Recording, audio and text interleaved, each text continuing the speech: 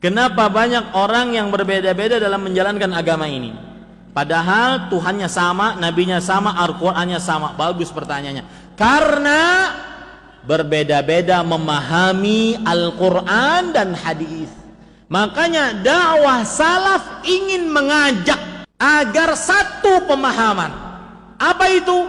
Memahami Al-Qur'an dan hadis dengan pemahaman para sahabat. Kenapa para sahabat pemahamannya yang dicontoh? Karena satu, mereka diridhoi oleh Allah. Dua, mereka dicap oleh Allah dan Rasulnya sebagai manusia terbaik. Tiga, mereka kalau salah di dalam memahami Al-Quran dan hadis, kalau salah di dalam mempraktekkan Al-Quran dan hadis, langsung turun wahyu dari 7 petala langit kepada Nabi Muhammad SAW yang membenarkan, mengoreksi perbuatan kesalahan para sahabat. Dan tidak ada kaum yang seperti itu kecuali para sahabat. Saya beri contoh. Ada seorang sahabat ketika junub, beliau berinisiatif junub pagi-pagi hari sebelum subuh, junub, bermimpi junub, tapi tidak ada air, nggak ada air, otomatis tidak bisa mandi. Maka akhirnya beliau berinisiatif. Apa yang beliau lakukan? Berguling-guling di pasir, seperti berguling-gulingnya kucing. Fatamarraga kama tamarragad dabbah, dalam hadisnya begitu. Maka beliau berguling-guling di pasir sebagai tanda bukti bahwasanya beliau mandi pasir.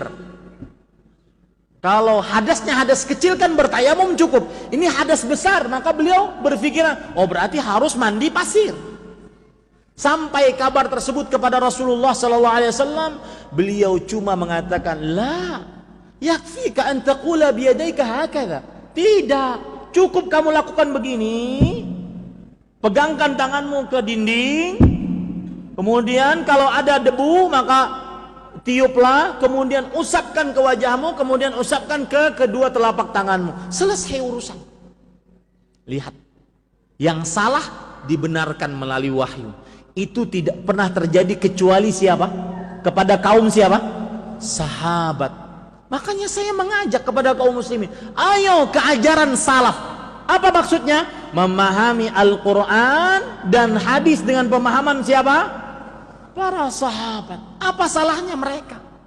Diridhoi oleh Allah, manusia terbaik, kuntum khairu ummah. Kalian wahai para sahabat adalah sebaik-baik umat. Kalau salah dibenarkan dari dengan wahyu. Yang keempat, orang Arab paling paham tentang bahasa Arab dibandingkan orang kita. Yang kelima, langsung gurunya Rasulullah SAW. Yang keenam, beliaulah pelaku sejarah. Hadis itu turun, ayat itu turun.